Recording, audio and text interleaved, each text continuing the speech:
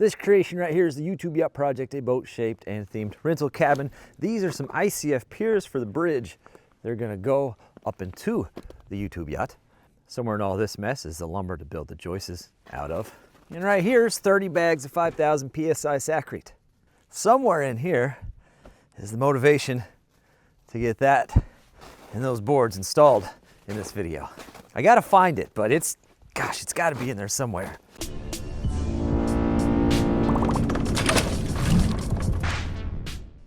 Just want to double check a few things. Make sure nothing's moved on us before we start pinning. The big things we got left on these is rebar and these end caps and some kind of top braces here.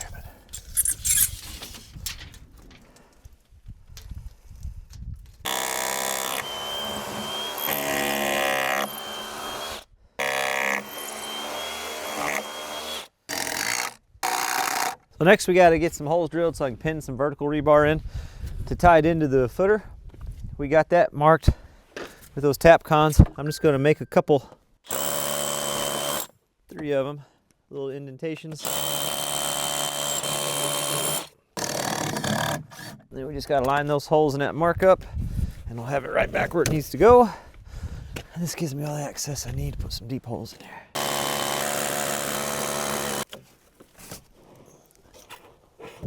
Back on the line. 1/2 inch bar and a 1/2 inch hole. That'll drive plenty tight for us.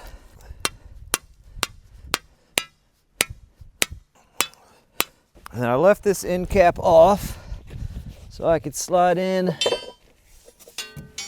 some horizontal bar.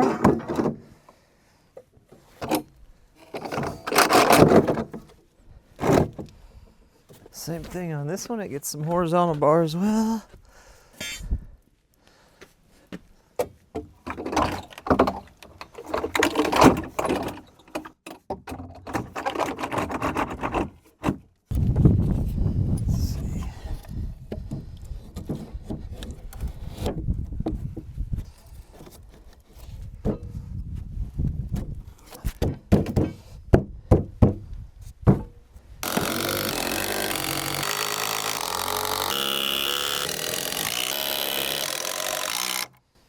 There we go. Got to trim that rebar off the top.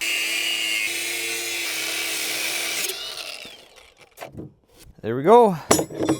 On to the next one. We'll do this one exactly the same way. Tap cons down in one end, make some marks, pull it off, drill the rebar, set that vertical rebar end cap, get her all locked into place. And we'll do just a little bit of additional bracing before we start mixing some concrete. Last thing I want to do before we start dumping some concrete in, even though they're not wildly unstable, this one is just a touch out of plumb. Now we're just going to make some braces, kick off of each other there. Make sure we get her locked in nice and tight. This will be just too short. Oh, well, yeah, just short enough. No, that'll work. Look at that, magic. And to actually lock it in place, we got to form some kind of an angle.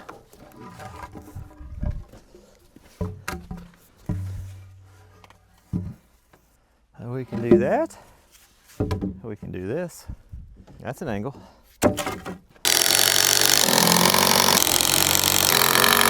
All right, time for the triple check. Perfection. Oh my gosh. Oh my gosh, who is this guy? Where did he? This is amazing. You didn't check that one first. That's okay. We can. It's okay.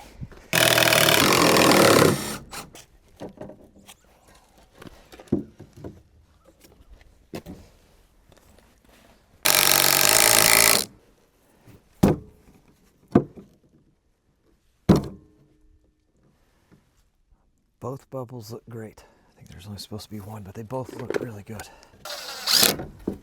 Suppose it's time to do my favorite thing and mix up 30 bags of Saccharete. Half a yard of Saccharete is around 24 bags. I got 30 in case of a mishap. So we got some options. Let's just cover them. That way we're all on the same page. So where we live, 4-yard minimum for concrete. That does not mean you cannot order Less than 4 yards, absolutely can. It just means anything less than 4 yards, you're gonna be paying what's called a small truck fee or small load fee. And that small load fee normally ends up just making you buy the 4 yards. If we're close to 4 yards, like we were for these footers, they figured out 3 yards. We order 4 yards. We overfill them just a little bit. We get our money's worth and we feel good about it. When we get close to those smaller ends of things, we got to start playing that game. Apples to apples, so you got the numbers. A yard of concrete here is about 150 bucks pre-tax. Super convenient. They put it in the truck. It mixes itself. It comes down a chute. It's very handy. And a yard of Saccrete is about 45, 80-pound bags, normally about a pallet.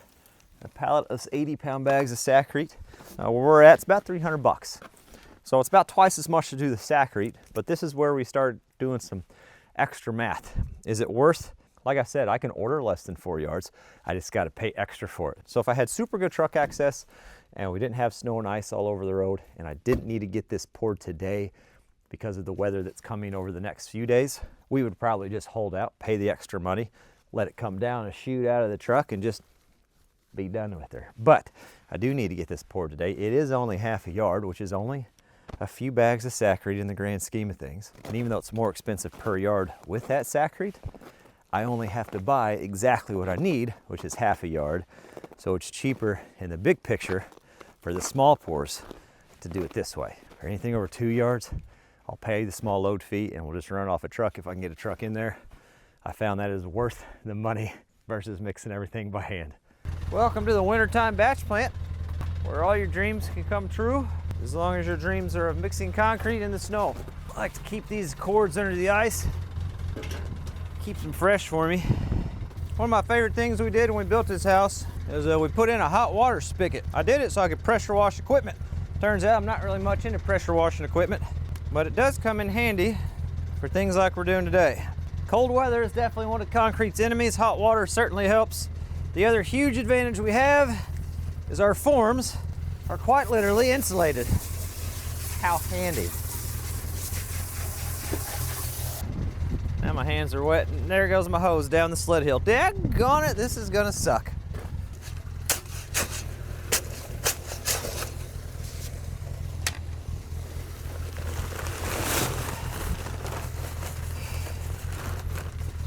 Well, I went with the 5,000 PSI Saccrete mix. It's got a little smaller, let me show you. The 5,000 PSI mix has a smaller aggregate and it just flows better inside of a wall.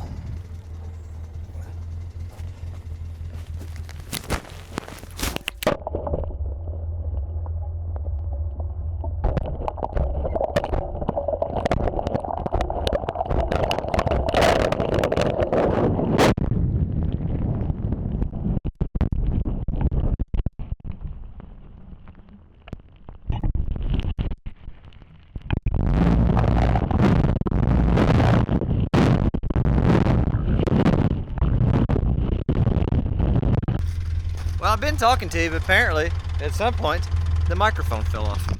I like to do the hardest thing first. That way the last thing is a little easier, so we'll do that one.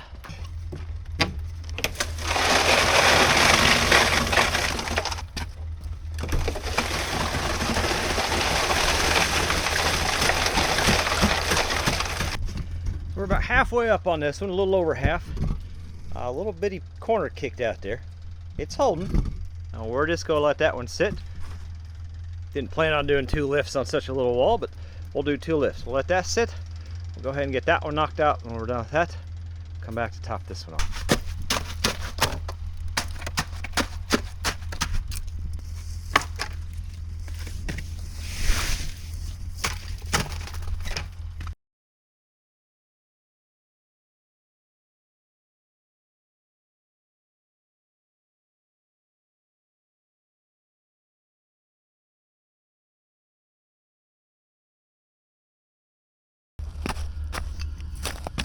So what we're going to do,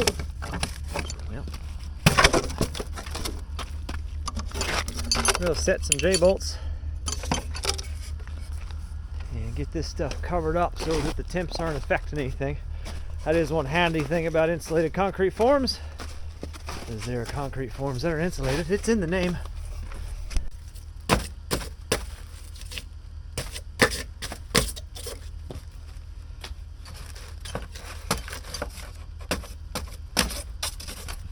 So 8-inch J bolts, the foam's 2.5. So top of the bolt flush with foam should leave us plenty for 1.5-inch seal plate. We got those set into place.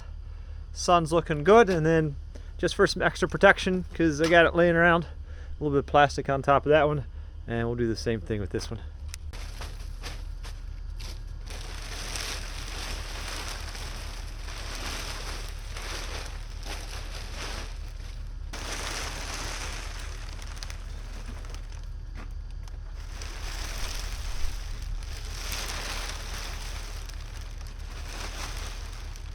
So it's been about 4 days since we've poured that.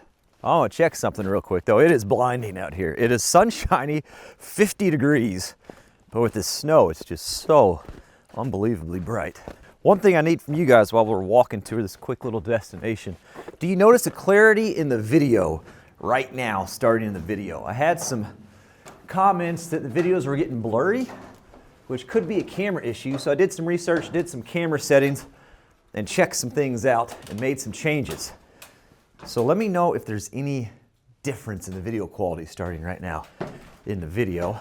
The other thing I want to see is if it's dry in here, and it is. It is very dry in here. That is fantastic. There's some moisture there. That moisture is coming from that stuff thawing out though. There was ice all over my bags. And there's some snow here melting, which is where that moisture is coming from. That is exciting. If you remember in some previous videos, I spent the money on some ice and snow water underlayment stuff that's supposed to go underneath low pitch metal roofs. And if we don't have any leaks right now, on that low of a pitch with the snow that's sitting up there, there is almost 9 inches of snow where we were at, and it's not leaking during this thaw, I think we're gonna be okay.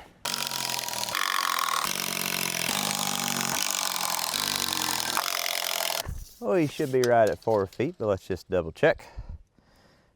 We are, that's fantastic. Here's one pretty big downfall to the snow though. I don't know where everything's at. I should have some 2x12s somewhere. I don't know if it's this stack or the other stack.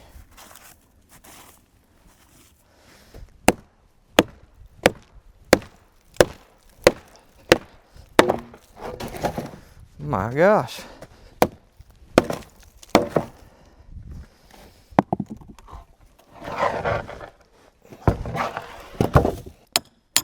There we go.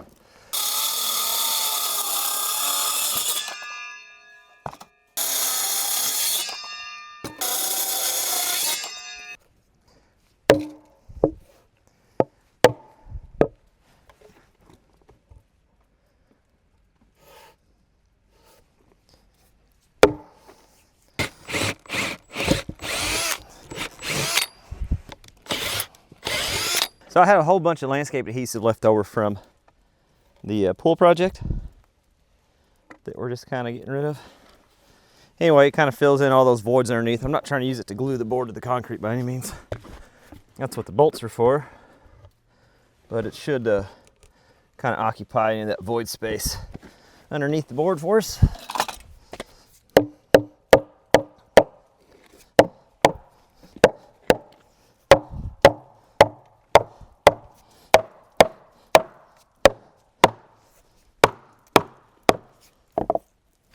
We're going to use the appropriate wrench here.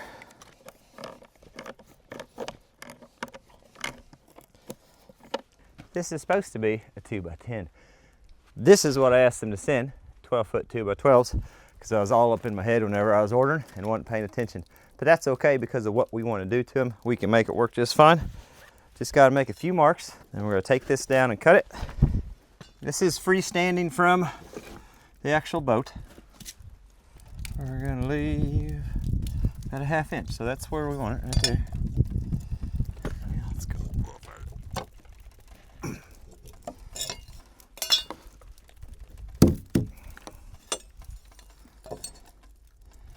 That'll work right there.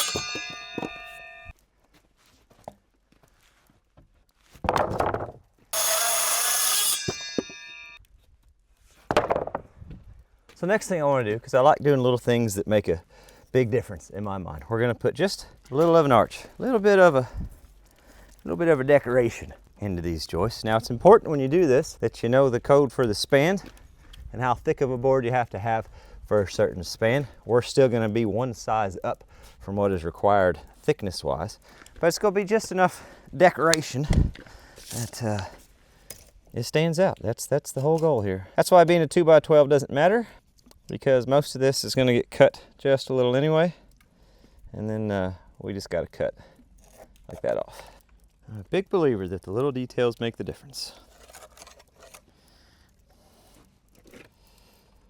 As long as we're still able to do those details, still be within code, and even above code just a little bit.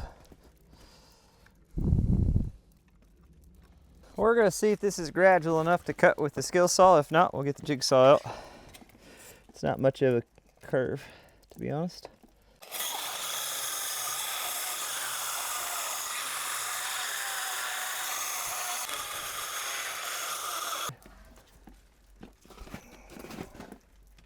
Well, that's what we're doing.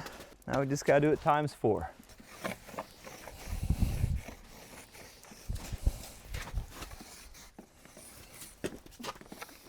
All 4 of those are cut.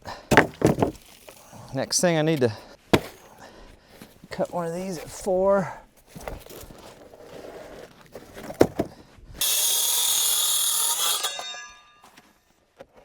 The next step, we've got those cut. We got the board to go on the end, cut and ready to go. We need to get this seal. But before we can do that, you can see we've got a little bit of dirt we need to get pulled out.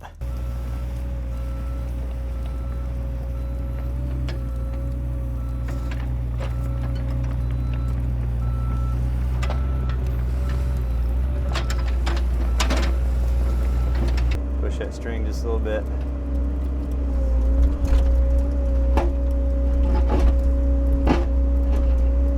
Actually, with it frozen, apparently toothed is the right answer. My gosh.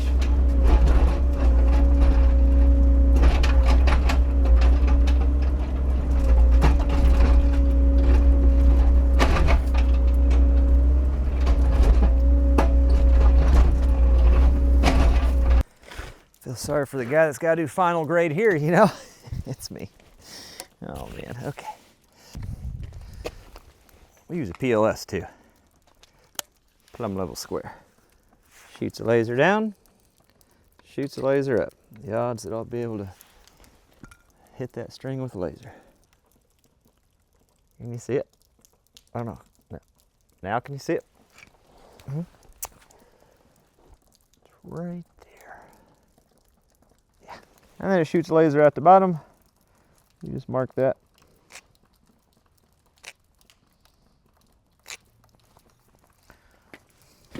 And then we'll just line that corner up like so.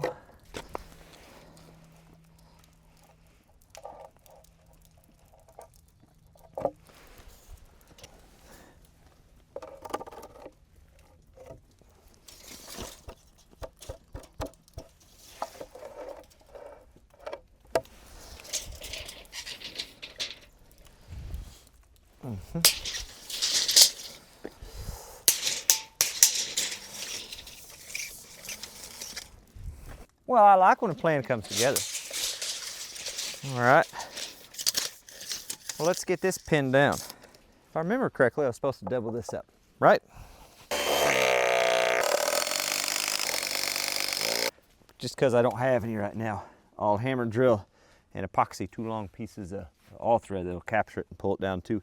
But I do have to stack another one on top of this yet, so throw a level on this and see where we're at here.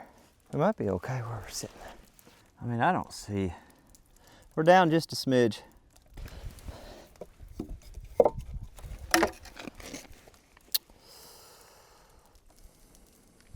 Just putting enough in to tack it into place. That's all we're doing. Gotta go a little angle because it's longer than.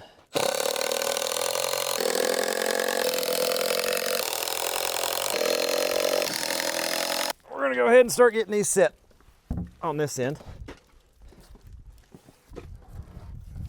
Step one, we're gonna slide this down.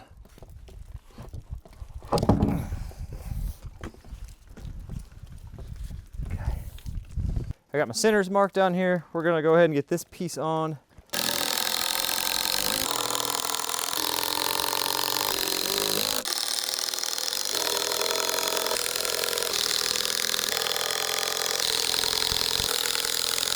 Hopefully, I just give it a big shove forward. It's on hips. Hip. Hip. Okay.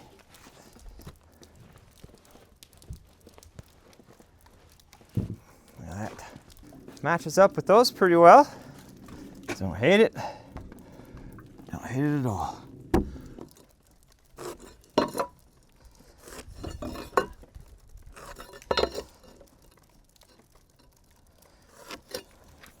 I need to notch this where my anchor bolts are.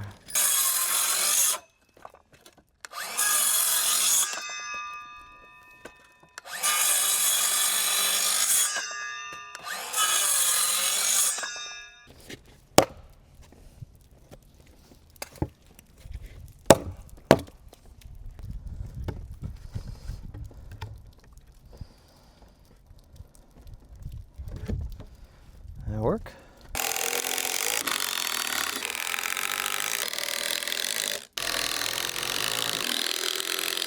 Well, there's one section done. Suppose we probably ought to actually attach it.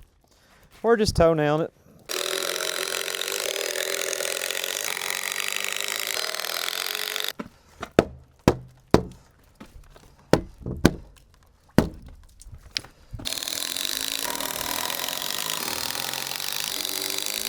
So this is just a little bit different span, pretty much the same distance, but not close enough that I could use the other ones as a pattern. So I gotta do the same thing I did the first time, mark out the shape that I want. We're gonna match the same in the center, the thickness will be the same. We'll get that all marked out, matched out, whatever we gotta do. Get all those cut, and then we'll start getting those put into place. So that doesn't look too bad at all. Next thing I'm gonna do, before we can put the actual deck boards on, which showed up today, which is pretty cool, we're gonna run a couple blocks every so often here. That just kind of helps distribute everything, and when people walk on it, it kind of helps take that bounce out of it.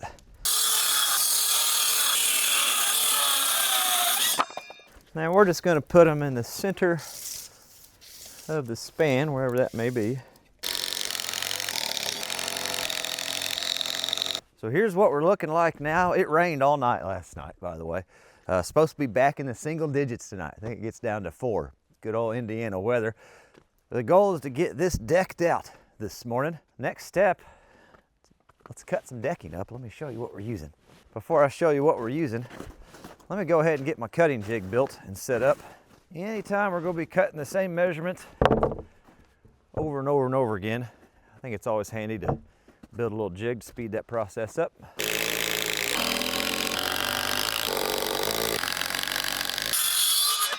Pretty simple concept. We slide the deck board in here. This is my stop. We left a pocket here so I can get up underneath and pop it out of there. And then this is my 90 degree right here. We just run the fence of the saw right along through there. 90 degree cut, same measurement every time.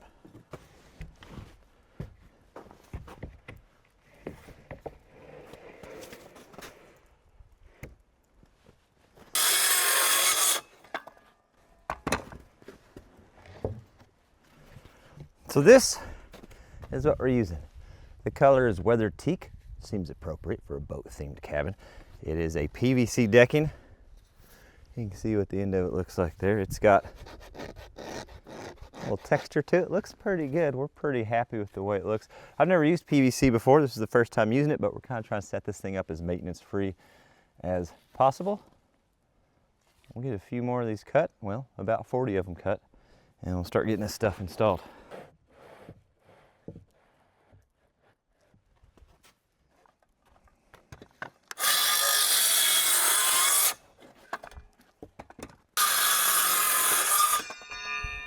I think that's the last one. We might have one or two more, but that should be the last full piece. That's 10 16-foot sections, which gives us 44 footers on a 20-foot span. May need one or two more, but I think we're good enough to go ahead and start the next step. I used to build homes full time, and I don't do that anymore. This is the first full build project I've done in several years, and there's tons of new products on the market, and it seems like the two big ticket items are types of insulation or products to prevent water intrusion. And we're trying something I've never tried before. It's deck joist tape. Seems to be all the rage. The whole concept here is it keeps that water from being able to sit on top of that joist, get trapped between the deck boards, and it's supposed to seal around the screws. So after you drive all the screws in, you get a good warm day.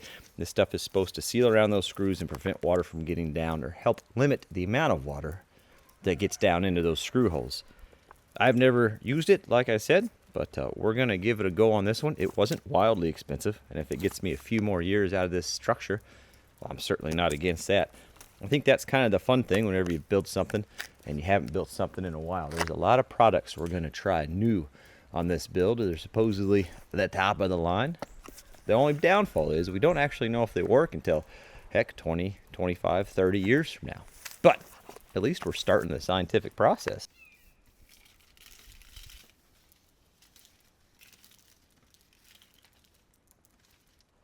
So we got the boards all staged, ready, because once I get on there, I don't really want to come off of it. TimberTech sells this too. This comes with it. It's everything we need to fasten inside of here. These are plugs, so you don't see the fasteners, hidden fastener system. These are the screws they're using. My assumption is this section of thread acts like a drill. You see how it's reverse threaded from the rest of it? I'm assuming that cleans the hole out and makes way for how the plug's going to go in. And they even include in each box the tip for it, which has this little felt depth gauge. I'm assuming that's what that is. I mean, who really knows? Somebody looked it up, but it wasn't me. Anyway. And then they're color specific for the boards we have, which is the weathered teak, the vintage collection, huh? Because this is supposed to be from the early 1900s, so vintage it is. Match my overhang on this side.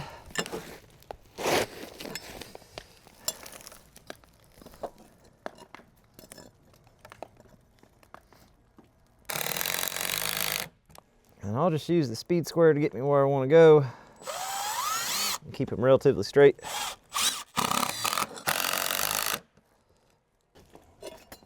Speed square for my spacer, that's what I like to use. It's just easy, it hangs. Makes things nice and simple for me.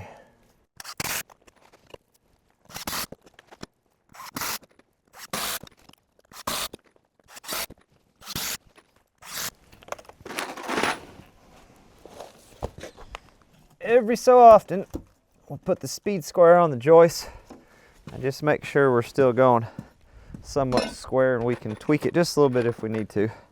Doesn't look too bad now. We'll make a slight adjustment, but overall it's not terrible.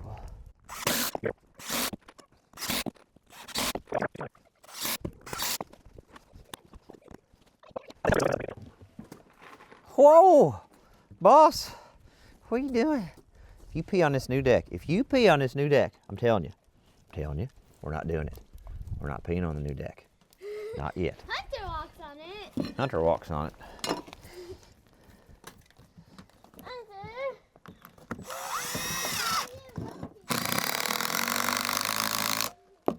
So when we were cutting these, everything's about a 1/16, a little heavy, maybe an 1/8 longer than it needs to be. The whole reason for that, and we're not doing it in today's video, but probably the next video, is we'll take a, am I out of the splash zone? We'll take a flush cut bit and we'll flush cut all the way along there. So it's perfectly flush with that outside. And then we're gonna take some fascia board that they make at some point and put on the outside of that. I see you, boss. I see you all day long. Do you like this? You're loving it, aren't you? I bet you, Teresa, you're gonna come and live out here. That is all right. We can walk right into this. We'll get a railing at some point before we're all said and done, but we'll probably build this railing at the same time we build the railing around the boat. That just kind of makes sense. Plus, this way when we're carrying windows and doors and things like that, we're not bouncing off the railing and ripping our fingers off. That's never a pleasant experience. Looks pretty daggone good. Got a couple more boards I gotta do down there, but I still gotta get some all thread so I can drill an epoxy into that footer. So we're leaving those off until I get that step done. Phenomenal. I'm just cloud 1,000, man. This is something. Oh my gosh. Look at this. Just walking onto it. How you doing? Cool boat, man. Oh, thanks. I've been building on it for a while. Yeah, I know.